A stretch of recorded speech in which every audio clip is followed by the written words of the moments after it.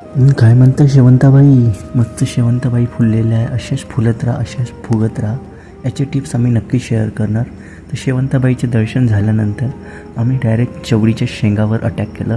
तर तुम्ही बघू शकता चवळीच्या शेंगा येणं चालू झालेलं आहे. तर आमच्याकडे अगोदरच चवळीच्या शेंगा आल्या. तर त्यासाठी आम्ही याला पण हार्वेस्ट करत आहे. कारण की हार्वेस्टिंग जास्त तर नाही मिळणार, पण शेंगामध्ये शेंगाची भाजी होऊन जाणार.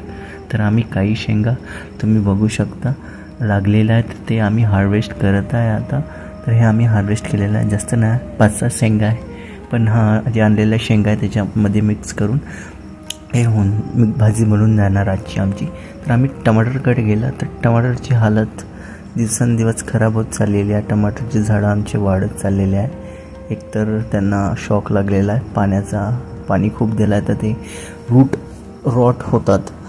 पाणी खूप दिल्यामुळे मुळं अंदरच्या अंदर सडत जातात. तर ही बिमारी यांना झालेलं आहे. कारण की मी बघत आहे तर मल्चिंग पण केली होती मी बघू शकता कुंड्यावर पाणी पाचोळा ठेवणं म्हणजे ते मल्चिंग असते.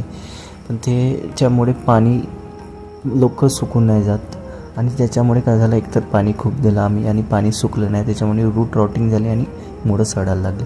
पण आम्ही जे पिकलेले टमाटर आहेत ते हार्वेस्ट करून घेत आहे आणि नंतर आम्ही या सगळ्या झाडांना काढून यात नवीन झाडं लावूया. तर ही आहे आजची हार्वेस्टिंग. बोला रामकृष्ण हरी.